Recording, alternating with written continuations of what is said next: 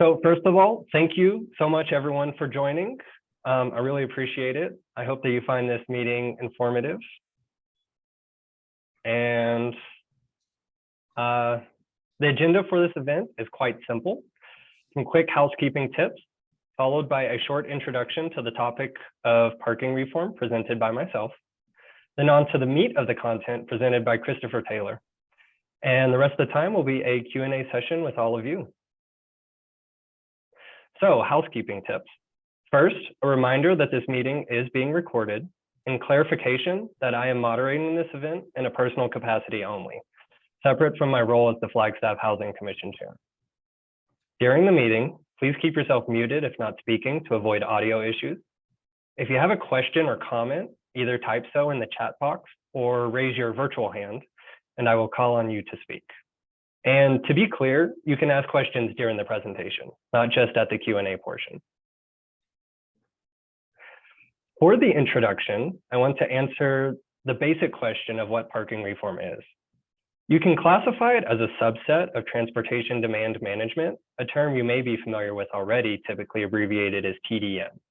And the definition I like the most comes from the nonprofit Parking Reform Network. Parking reform encourages more equitable, efficient, and sustainable management of parking supply, usually through the creation of a market where parking is fairly priced. The policies that are most often discussed as part of parking reform are eliminating parking minimums, creating parking maximums, charging of impact fees, enabling shared parking, permitting and metering of parking, and unbundling parking from rent.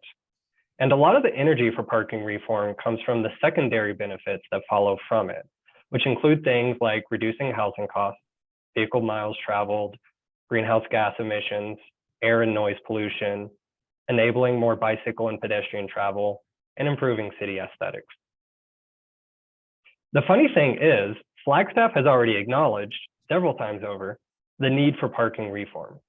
Many of our highest level guiding documents, like the 10-year housing plan, the carbon neutrality plan, the active transportation master plan, and the 2030 regional plan, are chock full of descriptions of the benefits of parking reform and explicit calls for different types of parking reform. And chock full is no exaggeration. This here is a dozen examples, chosen just because they'll fit on one slide, from those documents. I won't read them all, but I'll quote a handful. 10-year housing plan. Review parking standards for all residential development with the goal of increasing the number of dwelling units that may be achieved. Carbon neutrality plan. Lower or eliminate parking minimums for new developments to decrease housing costs, promote decoupling rent from parking costs, reduce impervious surfaces, and create more walkable neighborhoods. Active transportation master plan. Unbundling parking from rent allows residents and tenants to pay for parking only if they need it. This helps lower the cost of housing, mitigates demand for parking, reduces vehicle trips, and incentivizes walking, biking, and transit. You get the point. And Flagstaff is not alone in acknowledging the need for parking reform. In the past 2 decades, over 300 cities in North America undertook some form of parking reform. And as the benefits have become evident, many cities have committed to bigger changes, such as the citywide elimination of parking minimums. Lexington, Kentucky is one of the most recent examples. It eliminated parking minimums citywide on October 27th in a unanimous city council vote, which is the perfect segue to Christopher, the principal planner for Lexington, who graciously accepted my invite to speak today on his experience with parking reform. Christopher, feel free to introduce yourself and start your content. All right, thank you, Tyler. I appreciate it. Let me get my screen up here.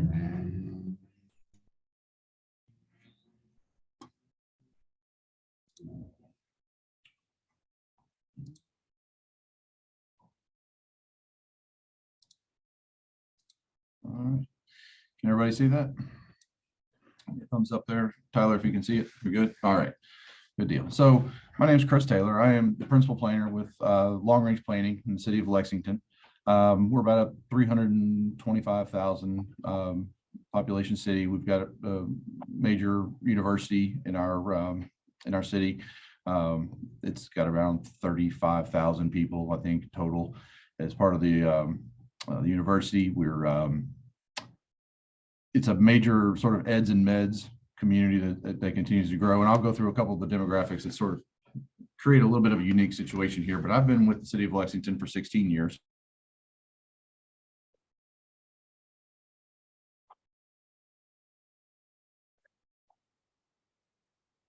A little bit, I know we've got, may have some planners on the staff, so I go through a little bit of our organization just so people understand sort of the context of how we do things here, because I know a lot of departments ask me, oh, how do you organize? How does this work?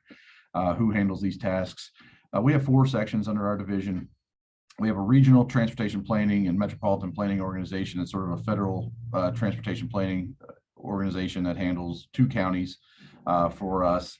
We have our zoning compliance section, which is largely enforcement. Our planning services section is our monthly plan review, planning commission meetings, board of adjustment meetings, stuff like that. That's where I got my start. Spent my first 5 years in planning, doing plan reviews, staff reports, really implementing the code. And when you do that in depth, you start to see a lot of the weaknesses of your zoning code. You start seeing all the different things that hold up development, things that impact your residential, capacity for building residential. And you really start to spot places where you need to update your code. The long range planning tasks that happen in our section, we update the comprehensive plan, we implement the comprehensive plan. We used to do a lot of small area plans, and we found we weren't getting a lot of implementation out of those. And so we realized we needed to update the ordinance, spend some time on that. So our last comp plan really focused on ordinance amendments. And then we do a lot of data collection and analysis, and then stuff like this, a lot of educational outreach to neighborhood groups, civic organizations. Anybody that'll listen to us talk, we'll come and talk to them. Just a little bit about Lexington. We have an urban service boundary that we've had since the 50s. Today it's largely about ag versus urban politics and preservation of farmland. We have very valuable horse farmland here. So we've got about 70% of our total land area in our county as rural preserved, but it's only got about 7% of the population. The other, 93% of the population lives within 30% of the urban area that you see in blue.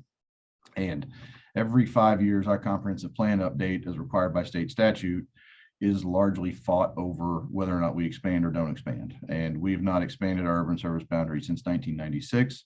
We're currently in the midst of doing a comprehensive plan update where we are, you may guess, fighting about whether or not we expand our urban service boundary. There were 2 op-eds in the paper alone today, one on each side about not expanding as part of our comprehensive plan update. So good times here. It's something that's sort of evergreen in Lexington. So again, we got about 200 total square miles, 85 square miles of urban area. Our comprehensive plan update in 2018 is what set the groundwork for doing a lot of the work that you've heard about. That was adopted in 2019, and our comprehensive plan focuses on corridor redevelopment, trying to anticipate our shifts in retail, improving our transit infrastructure. We're a wheel and spoke designed city with our arterials, which makes for very inefficient mass transit. It's very difficult to serve areas between the spokes. And so we're constantly trying to find ways to put more people on the areas where transit can be served efficiently. That means focusing on our corridors. Again, updating our regulations to align with the comprehensive plan's code recommendations. Lots and lots of stuff in our code hasn't been updated since the county and the city merged. So Lexington and Fayette County is a merged government, and our zoning code largely was written in the 70s, around the time of merger, and the economics of land in Fayette County have drastically changed since the 70s, which makes doing development under a 1970s code under land costs in the 2020s, they don't work. And so that's largely led to a lot of housing related issues as well. So that's, again, part of why we're doing our code reform. And then obviously, like any other city with a growth boundary, we try to focus and prioritize infill. But again, with an ordinance that was created for urban sprawl and sort of a growing industrial, we had an industrial boom here in the late 60s. And so our code was reflective of when IBM came to town in the 60s, and we had a huge suburban growth. And so again, the code doesn't really support infill. And so that's, again, part of what our mandate is in improving that code. And so the main focus of my work is working on what we call ZOTAs, zoning ordinance text amendments, which are our regulation change. They are called for in the comprehensive plan, some very specifically, some very broadly. So when it's broad, we go into very specific implementation type tasks that will further the goals that are mentioned in the plan. But we start again with the public. We go into a full community vision process on that, explaining and educating on policies that we're looking to implement.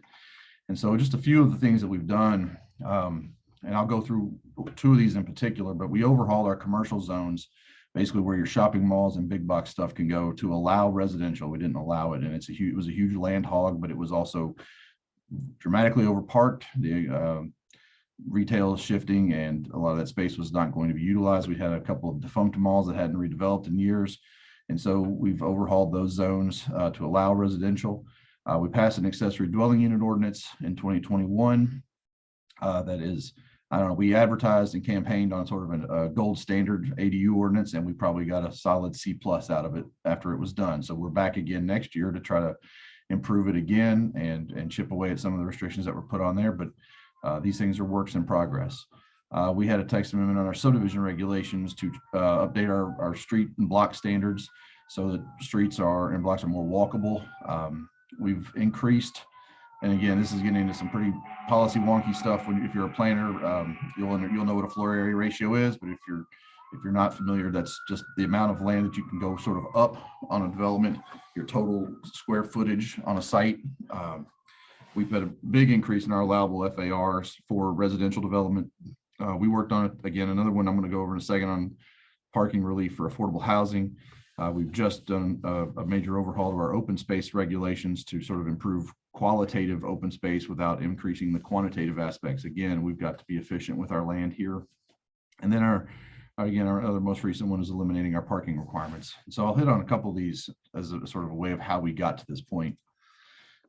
But I think, Tyler told me I'm speaking to probably a group that's maybe all over the place on where we are with parking reform and why it's needed. And one of the things that's, I think, really important to understand is parking requirements are not something that's been around since the beginning of zoning. They came about in the 50s. Zoning sort of got its start in the 20s. As automobile ownership increased, cities started looking for ways to provide ample free parking. And so you see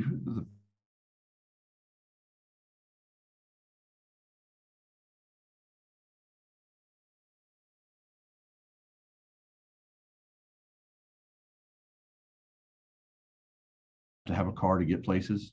That forces them to, it increases our vehicle ownership and automobile ownership. It reinforces transit or automobile oriented transit planning.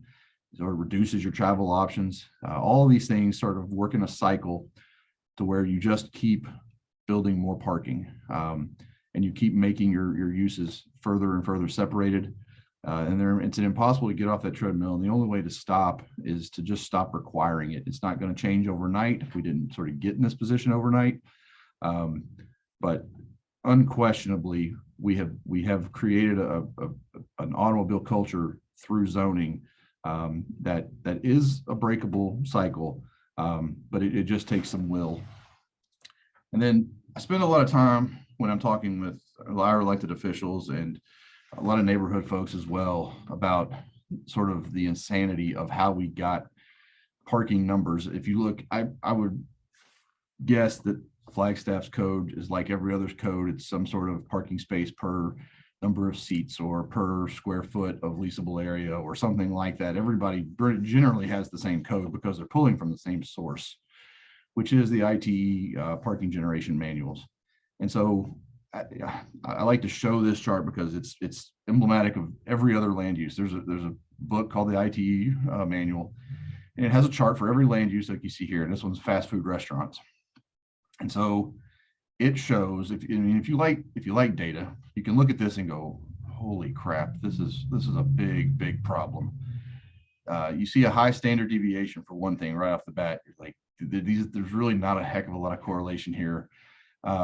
You see a line of best fit drawn through a scatter plot of different studies, but you also see that they only did 18 studies, and that's not even 18 different sites. That means they could have been one site 18 times. And this is emblematic of every land use in the IT manual code. It shows a range of rates, parking rates, if you see at the top there, of 3.55 to 15.92. So they make this document, they show you this chart, and they say, okay, cities, you should have a parking range of somewhere between 3.5 spaces per 1,000 square feet or 15. So that's a huge range. But then they give you a line of best fit and they draw and they say that you set an average rate of 9.95. And you look at that and that line doesn't hit a single study. Not a single business that they looked at actually hit that line. So you've set this extremely precise number for determining what your parking should be in every city for every fast food restaurant with a drive-through comes in and says, this is what the number should be. And it doesn't actually hit the need of a single user. And everything that has a number above it is providing too much parking, and all the ones that are below it basically can't get built. So you've eliminated the ability to build the ones that didn't need that much parking, and you've over provided parking for everybody else. So congratulations, we've set a code that serves absolutely no one and eliminates a whole bunch of users that could have really used a site with a few less parking spaces. The range is actually kind of useful, but it's a huge range. I'm not really sure it's indicative of anything related to, you've got two axes, 2 points here, leasable square footage and number of parking spaces. And they show no correlation. There's no clustering of anything. There's no sign that these two things are even remotely linked. I mean, that's like saying, it's like astrology. I mean, we may as well have used astrology for determining what our number of parking spaces should be in our zoning code. And this is repeated over and over and over and over for every use. And so one of the things I like to talk about with folks is, well, what is the demand for parking? And, parking is not tied to square footage, is not tied to bedrooms, is not tied to dining seats or floor area. Parking is a function of location. It's a real estate function. It's the market demographics. It's differing business models between similar uses, and it's the location. And so, in our city, we constantly talk about how bad we have, how many problems we have with parking and circulation around a Chick-fil-A. And then you compare that to a Burger King. So we have the same standards for a Burger King that we have for a Chick-fil-A. And I don't know about, maybe the Lord's chicken isn't that popular in Arizona, but in Kentucky, people line up around the block pretty much the entire time the Chick-fil-A is open. And we've got all these parking spaces that no one uses because it's the drive-through that's dominated. So we had a parking minimum that dictated a number of parking spaces that really could have been better used for solving a traffic circulation problem that's created by the Chick-fil-A. And right next door, we have one that's a Burger King where nobody's ever there. But the zoning code seems to have decided that line you see on the chart is how we're going to solve and treat every single use. And so the point we've tried to make is a parking code generates issues. We have, we're like any other city. We've got areas where we have parking problems, existing parking problems, but that's under an existing ordinance that isn't solving their problems. Getting rid of our parking requirements isn't going to create any new problems any worse than what we already have, but it's going to solve a lot of them. And so if your goal is to solve every parking issue through a parking ordinance, well, that's not attainable. What we can do is eliminate a lot of problems where we can't get development because of the parking code. So one of the first things we did was we started in 2017, and Tyler, you mentioned Nolan. Nolan wrote an article about this change in strong towns. Our main shopping center zone is called our B6P zone. It's where our big shopping malls are. And, you see the picture there, we're just a completely dead, empty parking lot. And so we use this as a sort of a starting point on parking reform. This is how we got started, was we're going to take the biggest, grossest example of parking, abuse in our ordinance, and we're going to prove that the world will not end if we do this. And so we took our code and we said, all right, the old minimum is now the maximum, and we're going to allow residential in this code. And so we're now 4 years in, and we're starting to see applications for multifamily development in some of these shopping center zones. We have not had hardly any. We've had no complaints about the parking change. We're 4 years in, and we're starting to see significant redevelopment in some of our B6P zones.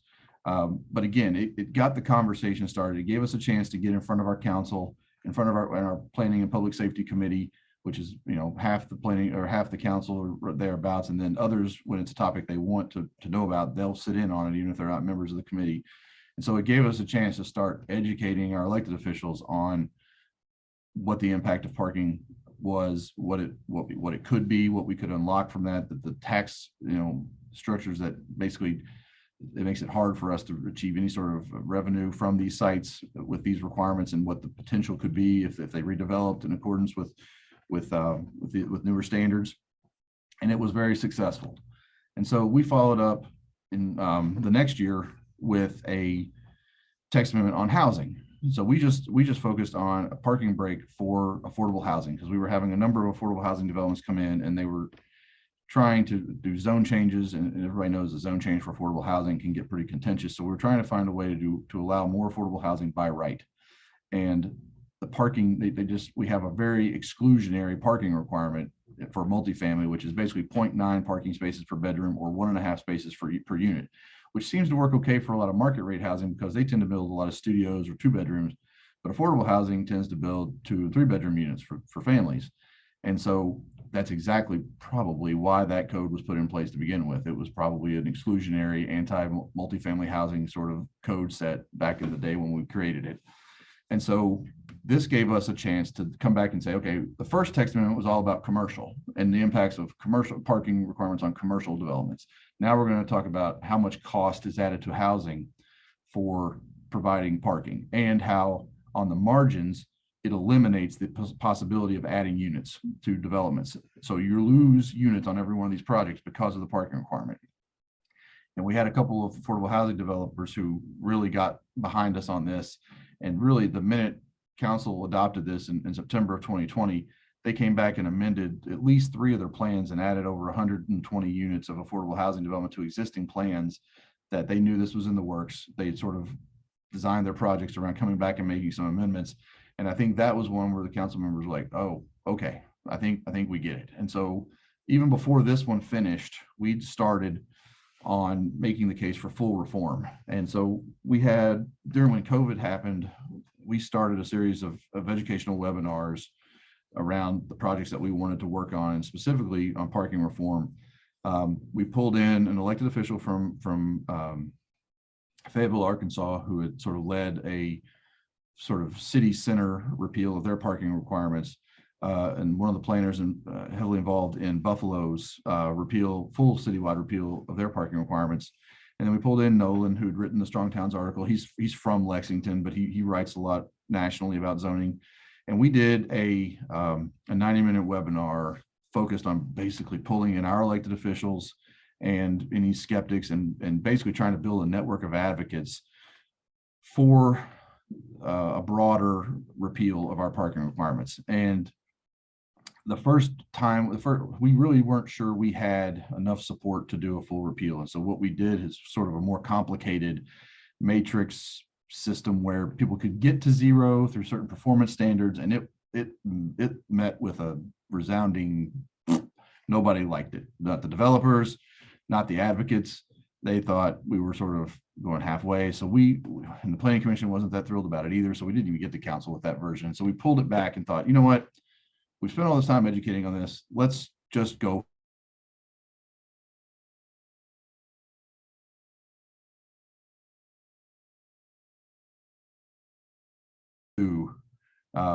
We revamped it, did a number of public outreach efforts through, a lot of different surveys, pulled a couple of focus groups with business leaders and developers.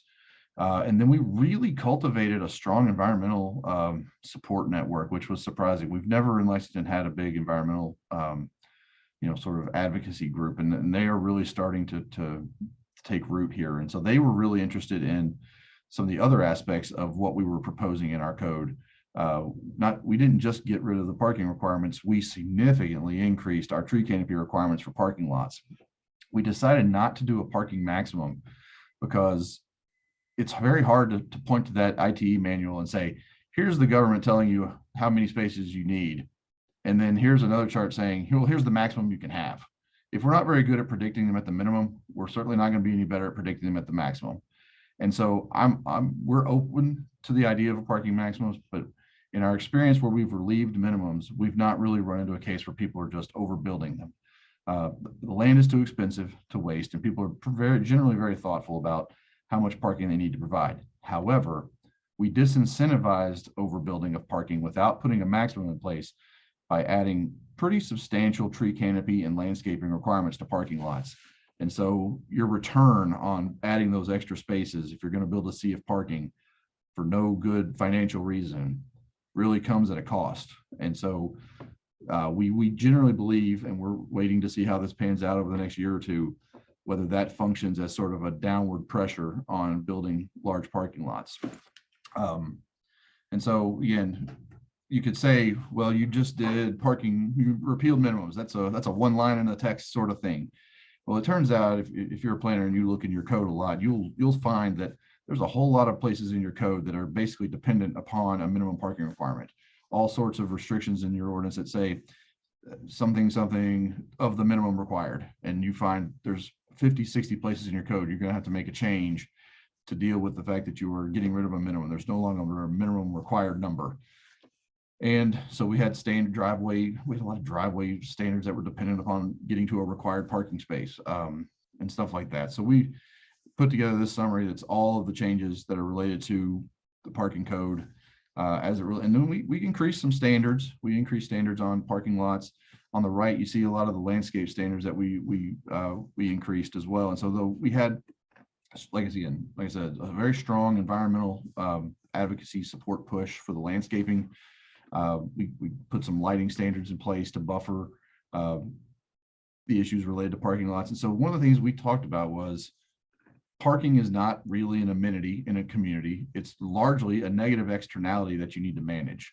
And the community really responded to wanting to mitigate the negative impacts of parking lots, the heat island effect of big seas of parking. We had tree requirements that weren't being met. The trees weren't surviving. So we focused a lot on survivability of trees in parking lots, minimizing the lighting and bleed over into non-commercial uses when we're talking about parking lots and commercial up against residential. We added standards for bike parking. We basically said we're not going to require bike parking, but we are going to say that if you provide vehicle parking, you're going to provide bike parking at a relative scale. Again, it's about equity between different modes. And so that was a big shift for us was, and we had a lot of bike advocates saying that, they wanted to see these things and some minimal standards and safety standards for where bike parking should be located. We don't get a lot of parking structures, but we usually have these big arguments about developers that want to do them where they just want to put a solid wall up on the street, and we get some real safety pushback on that. So we talked about how we activate the ground floor parking structures and put uses in front of them, gave them a couple of options for how to do that in a way that we feel like will integrate parking structures well into the urban fabric. So we tackled a lot of different things. We didn't just repeal minimum parking requirements, even though that was sort of the big piece.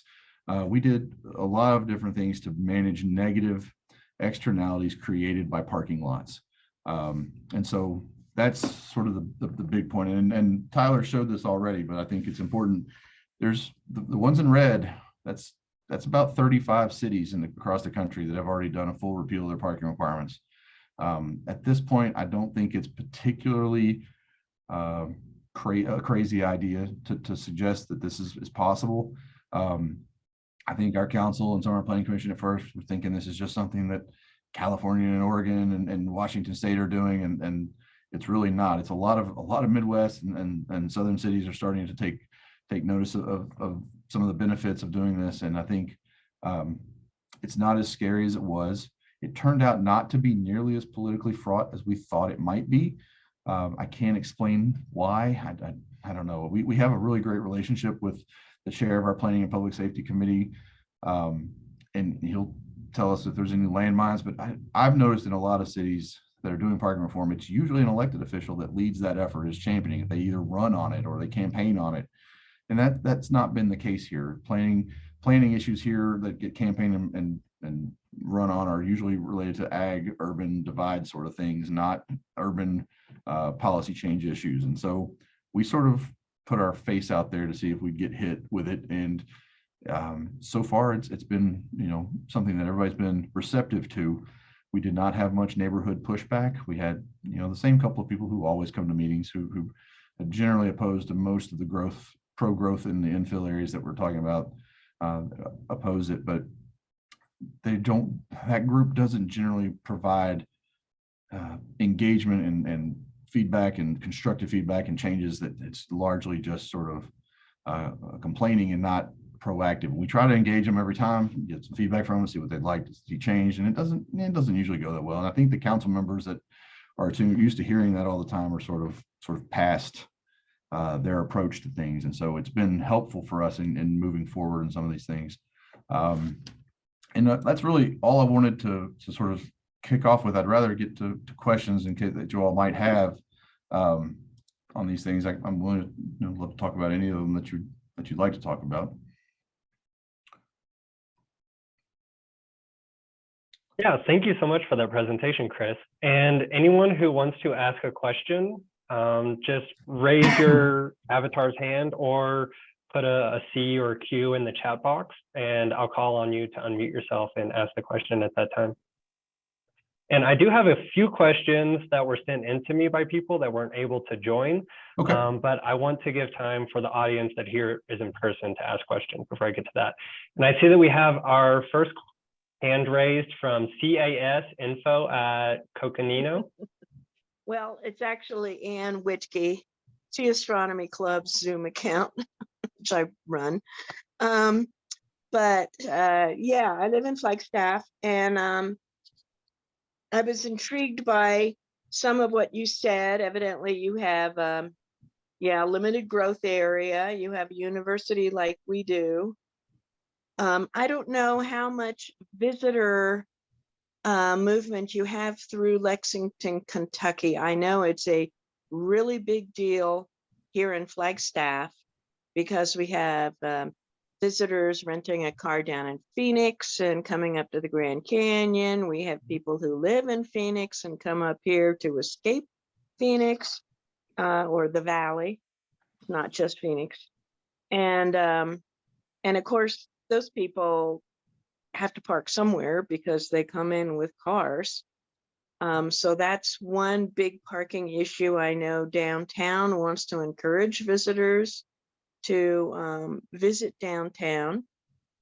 But when the parking was free, we had the problem with a lot of NAU students taking advantage of whatever free parking they could because they didn't want to pay because they had to have a car to get to and from home, which was various parts of Arizona or maybe California. So they have commuting issues, and then it's just a matter of storing their car or going to it occasionally. I heard that they were using the airport parking lot for long-term car storage when it was free. So I was wondering how Lexington deals with visitor parking from out of town. That's just one of my questions. Okay. Well, we have a big, a lot of our visitors is tourism for the horse farms. There's a lot of distillery, bourbon tourism in Lexington and Fayette County. We're sort of the central hub for a lot of local distilleries in sort of a 8 to 10 county range around us. So people will come to Lexington and then they'll venture out to other places. And then we have a major, like Churchill Downs, there's a major racetrack here. We have a lot of tourism around the horse racing industry, and then a lot of the horse farm tours, things like that. So we're not New Orleans tourism, but we have a tourism industry that's focused around the equine industry and distilleries. But that all those people stay in the urban core. And so, one of the things I want to make real clear is that just because you eliminate your minimum parking requirements does not mean you are eliminating parking spaces. There is a huge market for providing parking because people have cars. Developers don't want to provide no parking. They want their uses to be accessible. They want people to be able to come to them. They're going to provide parking. The question is your code predicting the right amount of parking for all of these uses? And I'm just going to tell you, it's not. It's not.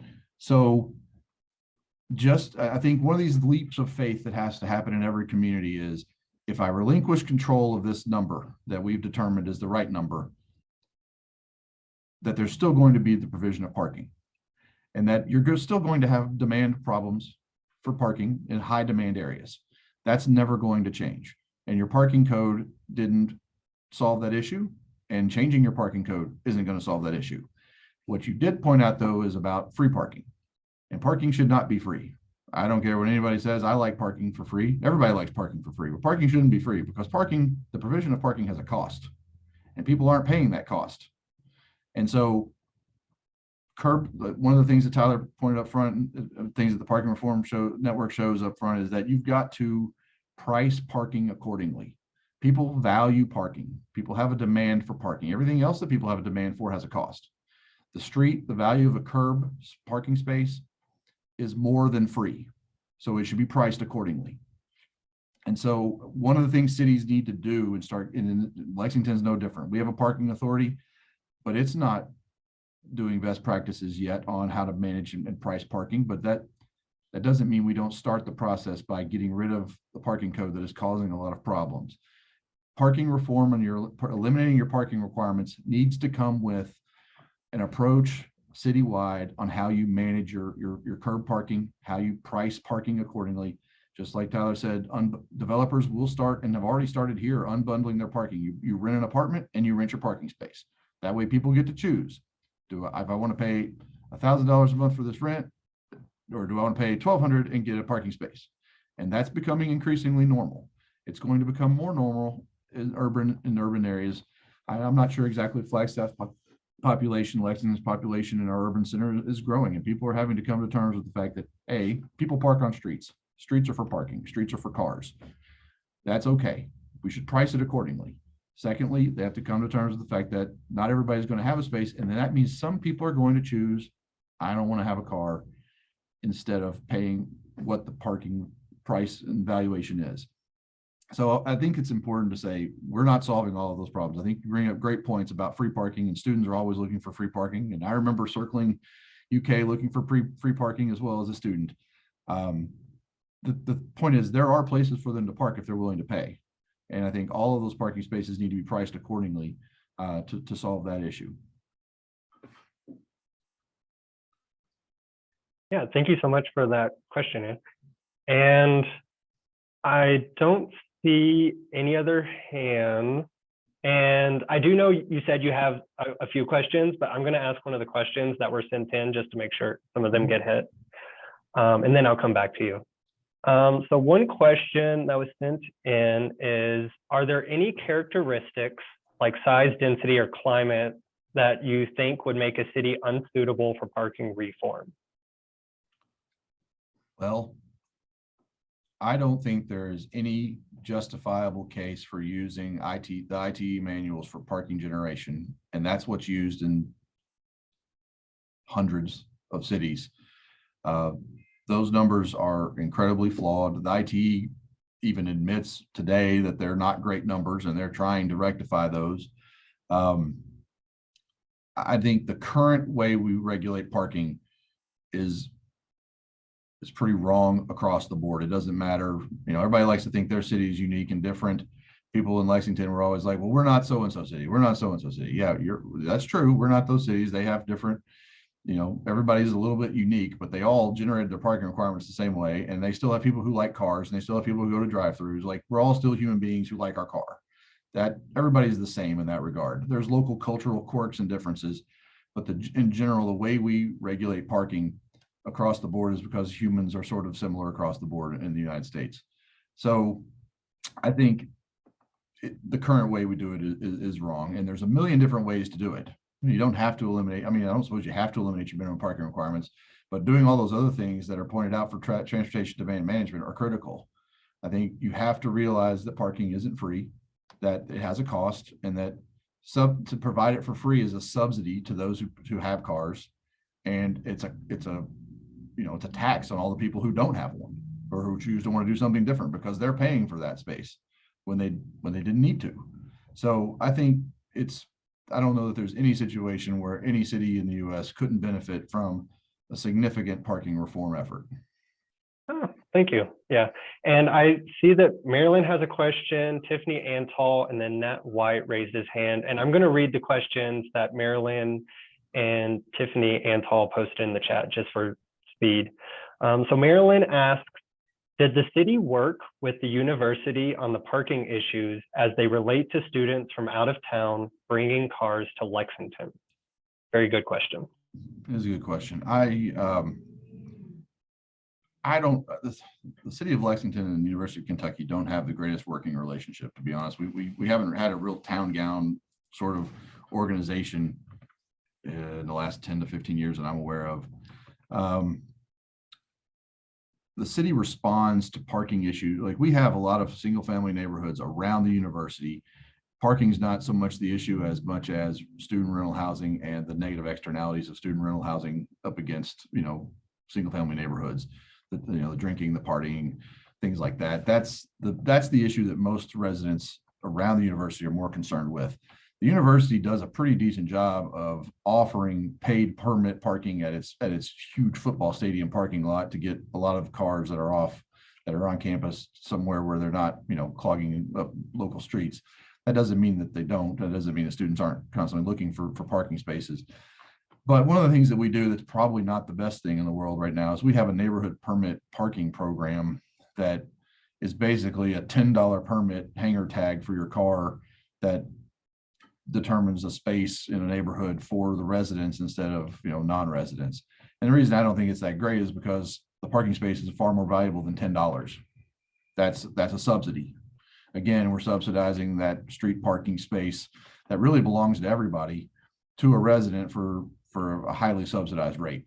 And that's, again, if we're talking about how to manage and turn over parking spaces and actually manage that curb space, it's probably not the most efficient. There's a lot of better documented ways to do that we're not really doing, but it's a process, and every city is somewhere else on that arc of parking reform and management, and that's where we are right now. And we have a really progressive parking authority that would like to do a lot of things, but it takes buy-in, and that's slow. And I think they're working really hard at making some improvements to those programs.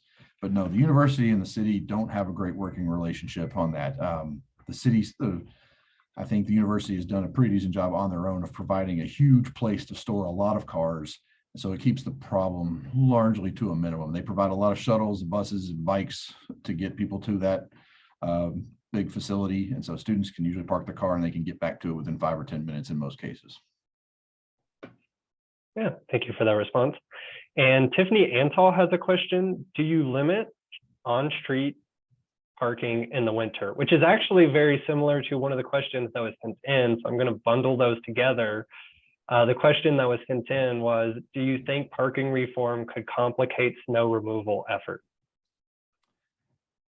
I would imagine that our Streets and Roads Division would absolutely say yes, but I don't know that they would notice the difference. I think they already have signage up around when they're going to need the streets clear for snow removal. Yes, we still allow street parking in the winter. Usually they just get plowed around. Somebody gets plowed in. We don't have a whole lot of strict enforcement as it relates to the way people park on streets. We just have the signage that goes up certain days and times when things need to be cleared for street cleaning, but that doesn't really help much for impromptu snowstorms and when to manage. They usually just get plowed around, and I don't know that that's the best answer or best way to manage things, but that doesn't really surprise me that we're not super proactive on that. Plus, we don't have nearly the amount of snow that we used to have, and yeah, it's not a huge issue here. So I think it's one of those things that's more just left alone because we only have to deal with it in certain rare circumstances. Okay, and we've got another question from Anne. What are the negative externalities of parking lots that you were referring to in your presentation? Yeah, that's a great question, and I probably should have elaborated more. I think, okay, so first, I think it's probably good to acknowledge what the benefits of parking lots are, which is, everybody gets to drive their car someplace, and that's really important to people. People like that. But it creates a lot of negatives in a community. So first, there's an opportunity cost when you provide a parking lot over a structure or a building. The parking lot doesn't provide revenue. mainly because we don't price the parking for what its value is. So a city is giving up that huge amount of space that could be a tax producing, revenue producing, housing producing lot for a space that instead reflects a lot of heat, creates a heat island effect, raises the temperatures in your urban core significantly. It has lighting. It has a lot of cars that produce emissions and smells and noise. So these are all things that we try to, I mean, zoning was created to mitigate public health and safety nuisances. And I think there's far more public health and safety nuisances from a parking lot than there are from the alternative to the parking lot, which is a structure and a use that provides some sort of meaningful, benefit to the community. And so the goal of this text amendment for us was to say, what are the things that that are not being addressed in parking lots that need to be addressed? We have trees that are dying because there's not enough space for them to thrive. We have problems where, there's not enough landscape buffering between these uses where people are getting light bleed. We've got lights that are too tall, like every vehicle is 30 feet tall. I don't know why we have lights that are 50 feet tall in parking lots. There's no reason for that when that light bleeds over.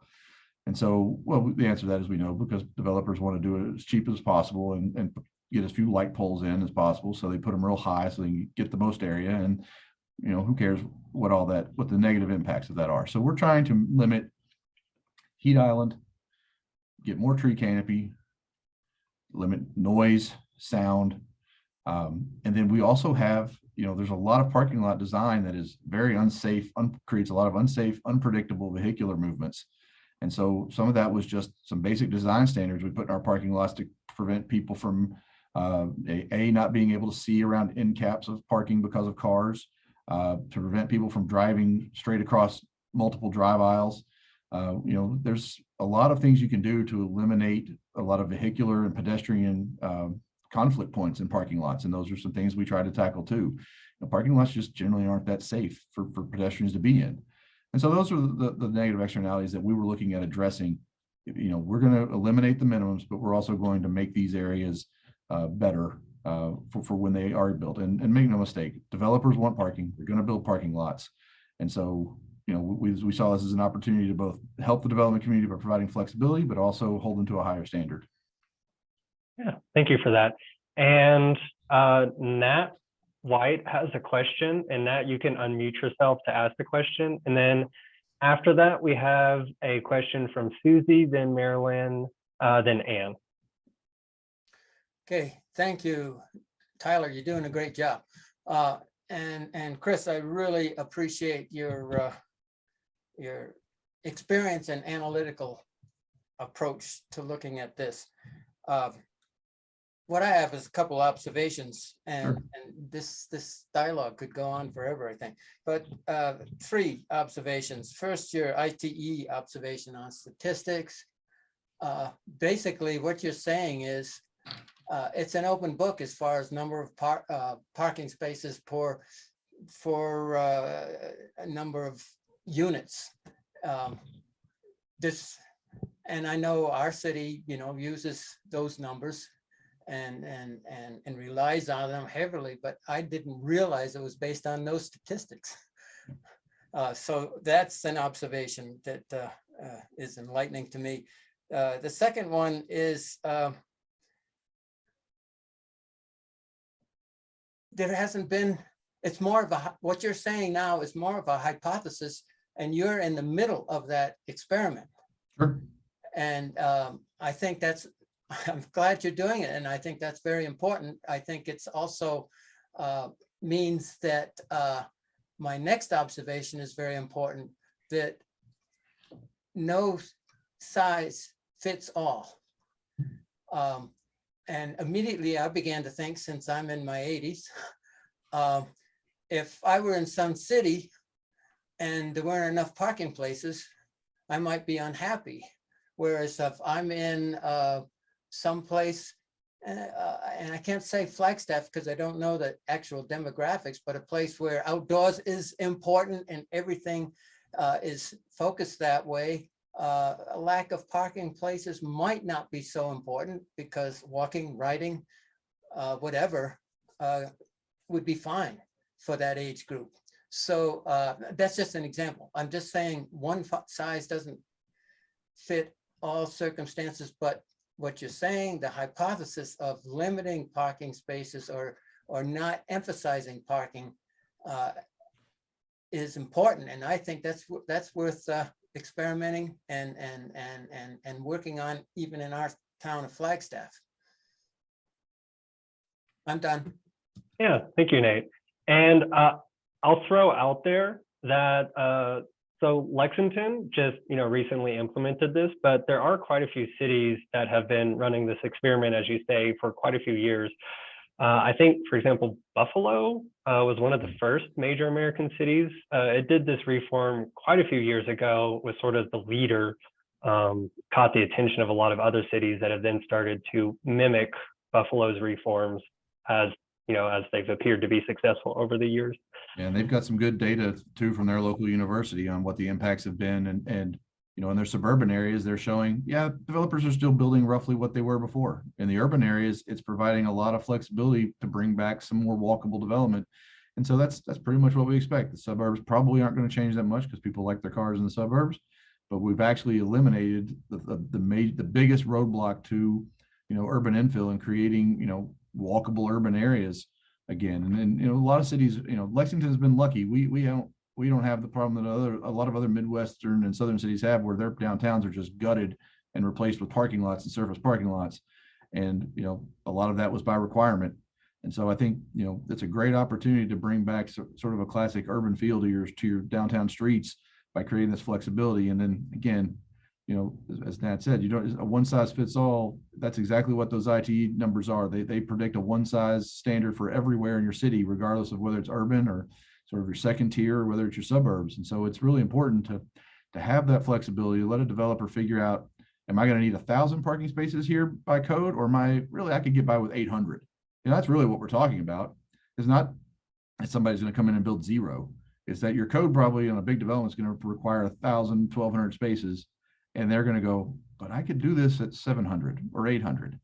And you've now made that development possible. That's probably a multi-million-dollar development that's now just legal under your code, that the problem was a couple hundred parking spaces that they didn't really need. So that's I think the important thing to think about is you're providing flexibility for a lot of different good things to happen in your community. In Buffalo and Lexington, we did sort of a similar thing. We applied this traffic demand management option in there, where the planning commission and the council still has some authority to say, I don't know, this number you're providing doesn't look like enough. What are your strategies for addressing this? How are you going to do shared parking? How are you going to unbundle your parking? How are you going to provide, transit access into your site to get people to ride transit and come? There's all sorts of strategies to mitigate the need for parking. And this gives, those cities the ability to ask those questions, and the developers have to answer them. Yeah, and we'll move on to so Susie Garrettson has a question. In your reform, do you have options other than pavement for parking lots? And I presume that means, do they have the option of using not impervious surfaces? We do. We've had that option that's part of our subdivision regulations and our transportation manuals. It doesn't get baked into the zoning code, but we have had alternative surface options available for a long time. The problem is a lot of developers don't really want to spend that extra money on it because they're very concerned about long-term maintenance. We get some people taking advantage of that. I think that's, again, if we were to come back to our code, again, we've sort of done a parking reform effort in 2018, 2020, and now 2022. I think if we come back in 2024 and look at doing another update, it might be on some more, a little less carrot, a little more stick on some of that, because we also want to tackle some of the EV charging infrastructure. That's something that we're looking at doing as well, but we're watching those national best practices evolve pretty quickly, and we're trying to put together where we think, we're trying to skate to where the puck is going on that. So those are two areas in particular that we're looking at, reducing impervious surfaces through the types of pavement surfaces, as well as our EV infrastructure and things like that we expect to do in the next probably 2 years. Okay. And a quick check, Chris, it's 10 o'clock. I want to be respectful of your time. Are you able to continue answering questions, or do you need to go? No, I got plenty of time. Okay. In that case, I'm going to skip to Anthony Garcia because he hasn't got to ask a question yet. So Anthony, you can go ahead and unmute yourself and ask your question.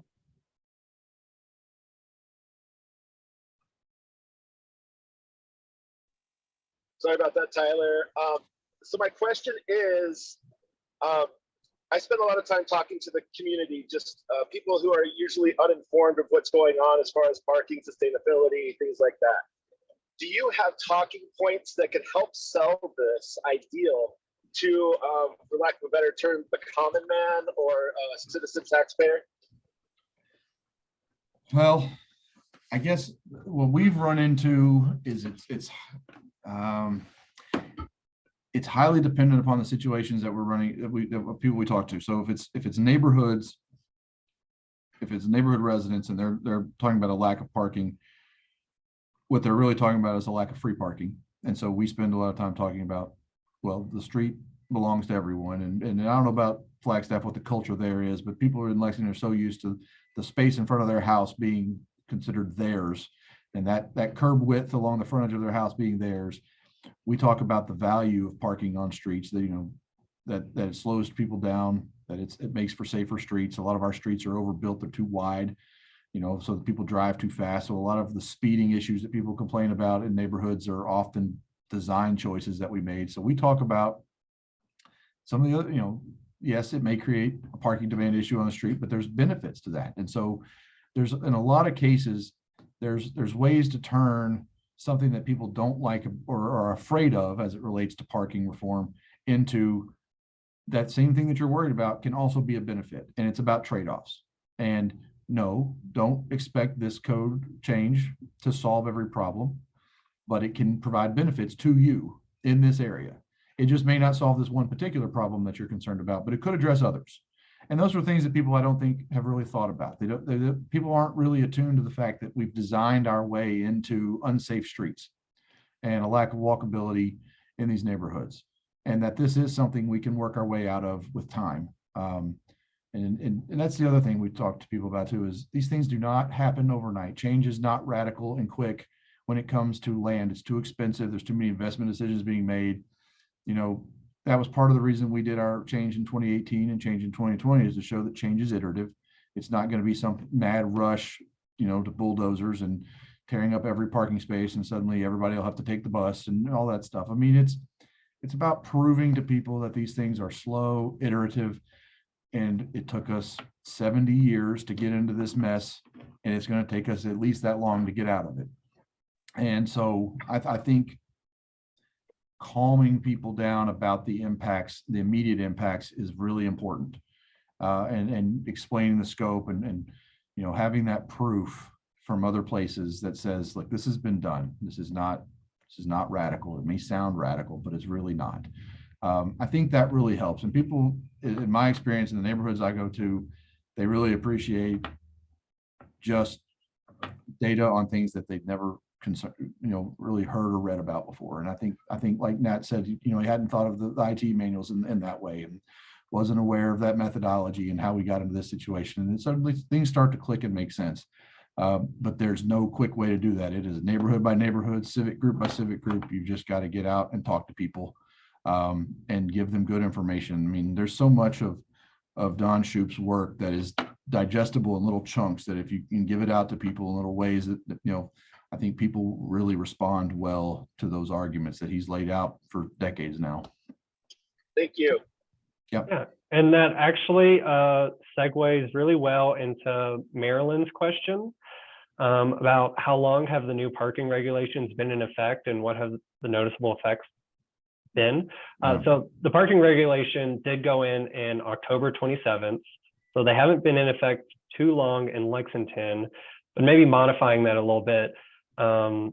Based on the research you did on other cities beforehand and what you're already seeing in Lexington, do you expect to see like radical changes, or do you expect to see more incremental changes going forward?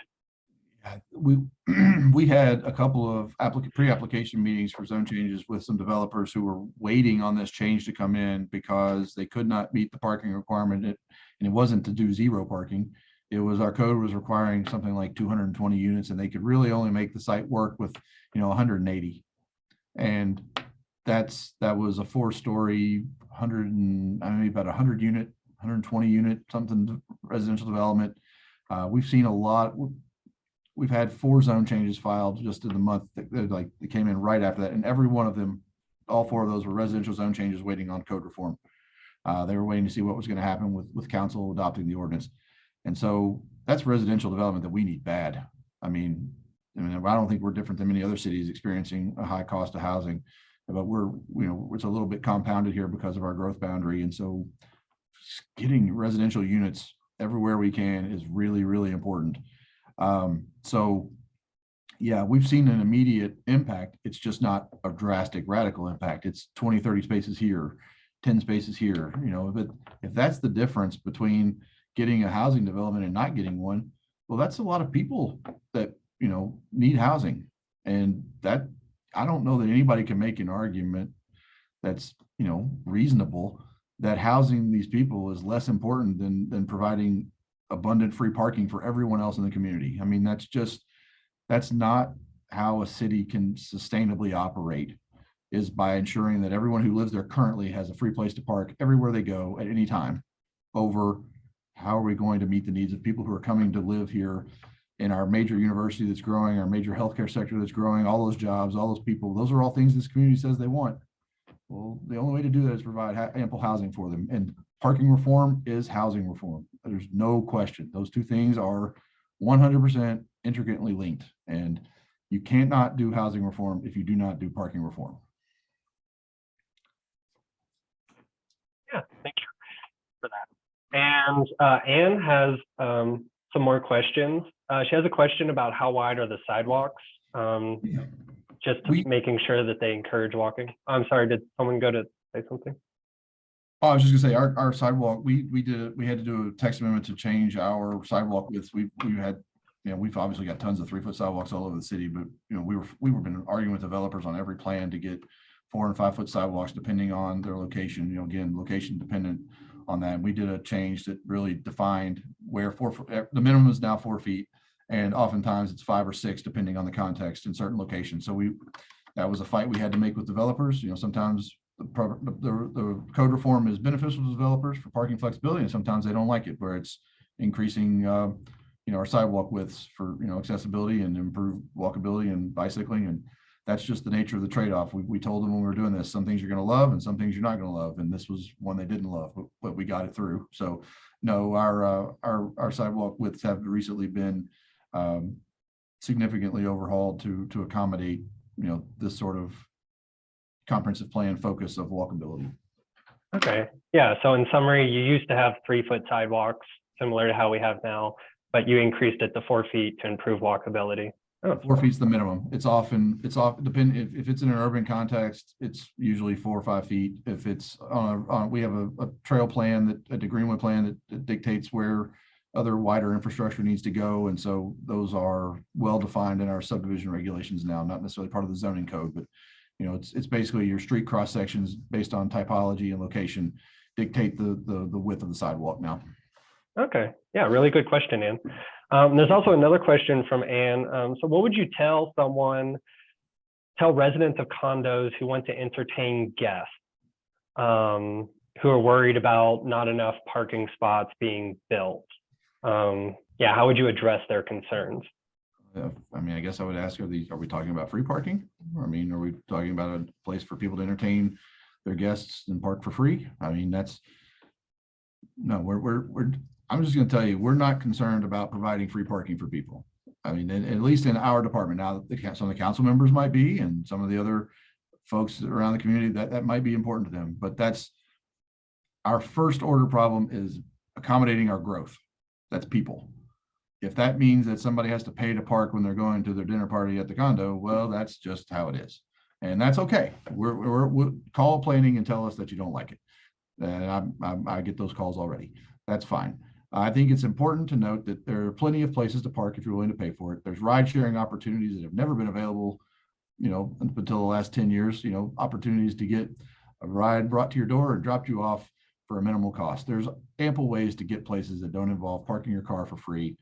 And that's just a mind change that's going to have to happen with people who live in cities, and it's going to take time. So no, we're not, we make sure that there's enough parking to support the development. But no, in every use case where somebody's going to have an event or some sort of thing like that, no, that these problems solve themselves without the government requiring an overbuilding of parking to accommodate these situations. Yeah, and just following up on Ann's question, so you expect to see behavioral changes when there's not an excess of parking. Like if you're going to a party at a friend's house, you might carpool with some of your other friends instead of each one driving in individually. I think that's probably where I differ a little bit from some of the people I work with on my floor. I have a different background. We have a lot of planning degree people. We have a lot of design degree people. My background's in economics. So I think about choices. I think about incentives, and I think about, okay, so no, we're not going to beat every scenario on this on the demand curve. It's not going to happen. However, the goal is people on the margins, people who are right on that line, making a different decision than to go drive their car, probably some single occupancy vehicle for a short vehicle miles traveled trip. They might make a different decision. The goal in public policy is to nudge people to make different decisions on the margins, not in mass, not radically sea change, all 325,000 people in Lexington do something different. The goal is to move people who are on the margin to do something slightly different. That's how mode share from single occupancy vehicles to bikes or to ride share happens. It never happens 10, 15% at a time. It's 1 or 2% at a time. It's always the people who are right on the edge of doing one or the other. And a policy change like this nudges people on the edges. And then there's new people on the edges. And that changes over and over and over until you eventually go from 3% bike ridership like we have in Lexington to 6 or 7%. But that's huge. That's a huge number of people when we're talking about 320,000 people. If we went from 3% to 6% because of a change we made in our parking ordinance, yeah, we just doubled the number of people riding bikes. It's still 6%, but we doubled it. And so marginal decisions through policy changes, I think, are really, really important. And that's how we have to think of these things. Okay, yeah, thank you for that. And Michelle James has a question. Lexington's experience really highlights the importance of broad public education about parking. Can you tell us how long Lexington focused only on education of the community before the code changes? Yeah, I think, well, I'm of the opinion that our change in 2018 and 2020 were part of that educational effort because they were really narrowly focused. That was strategic on our end, was to do a series of changes that allowed us to focus on one particular aspect of code reform and really spend time talking to that. So the first one was on, commercial. We got to get in with commercial developers and talk to them about it and educate them on it. And so that's an important group of people in the community. Like they hold a lot of land, and it's, malls are dying, at least here, and in most places they've already died. In Kentucky, it takes 20 years later for everything to happen. So some of our malls are just now dying, and they need to be able to redevelop under the code, and they were excited about that opportunity, and that created some advocates.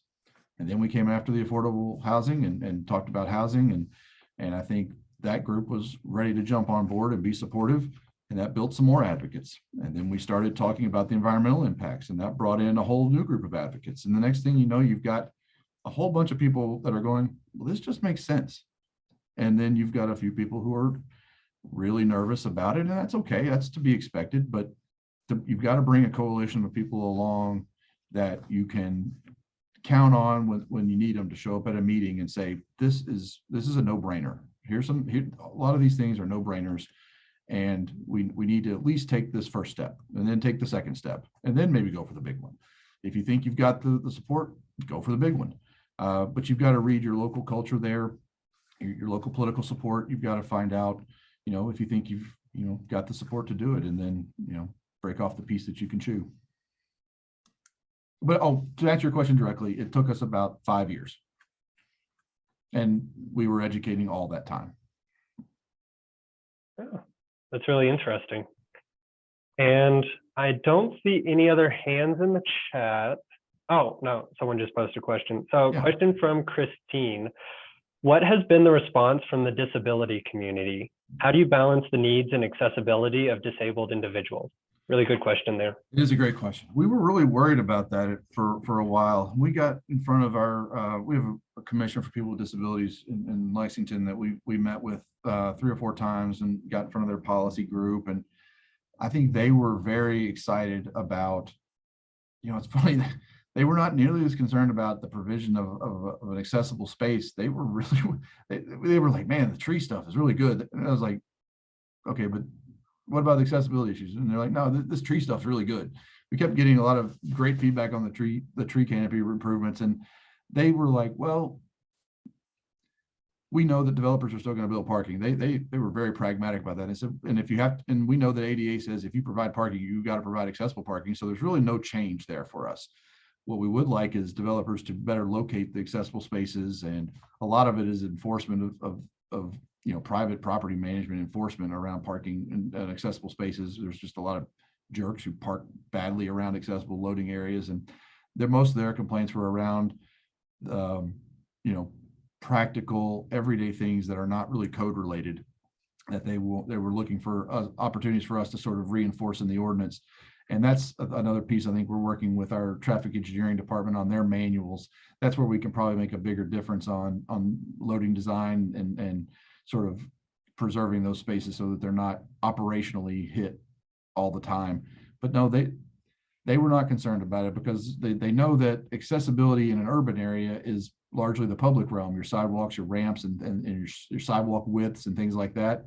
If they're in an area where parking is not provided, ensuring that those areas are accessibly built is sort of covered under other codes in the city already. And I think they weren't all that worried about parking spaces going away. They know that, if a parking lot goes from 100 to 80 spaces, there's still the same provision of accessible spaces. So they weren't as concerned about it as we thought they might have been. They had a lot more specific operational issues they wanted to talk about. Okay. And that increase in the sidewalk width, that was also part of increase in accessibility from 3 feet to a minimum of 4 feet.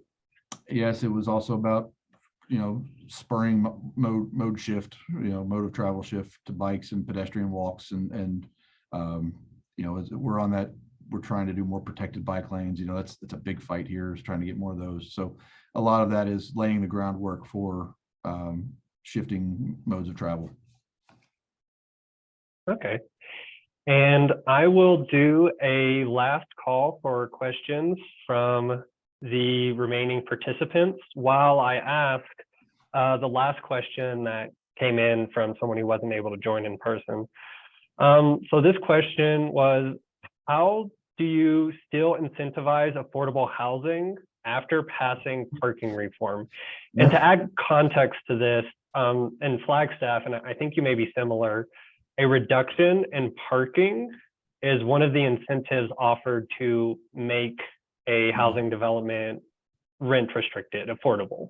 Yeah, we did the same thing. We had a affordable housing parking break that was not used because it was not a very good parking incentive, and so it had never been used. And so when we did that change in 2020, we created an amendment that was used immediately, and then we came back in 2022 and just got rid of the parking requirements altogether. And the affordable housing folks were very appreciative of that, even though they didn't really need that additional flexibility. We'd given them everything that they needed. So yeah, we took away a benefit, but we created a better one for them. The question of incentivizing that is the real issue. And so I think this is a great question, because we created the big incentive that we created for affordable housing that we've seen them take advantage of is allowing commercial in our residential zones by right. That was a huge equalizer. If you're doing affordable housing, finding a site in an area that's, I think there's benefits and points awarded in some of these tax credit deals where, if you can get into a higher, income, sort of census group or census block tract or zip code, you get points. And so finding land that they can afford to buy to build an affordable housing project in those codes and then be competitive is tricky. However, when we opened up residential to our commercial zones, and it's by right, they don't have to get a zone change, because Lord knows affordable housing developers don't want to do zone changes because everybody comes out and hates on affordable housing, and then it's a hard political sell to get it approved. So creating that buy right option was a big incentive. And we've already seen, I think, 3 affordable housing developments come in that B6P zone that we were not expecting to happen. Again, creating a buy right location for affordable housing that doesn't require a zone change is the best incentive you can give them. If you've already cut their parking requirement, great. Find places in your code where you can allow residential to be built by right without a zone change. And I think you'll see affordable housing increase in those spaces.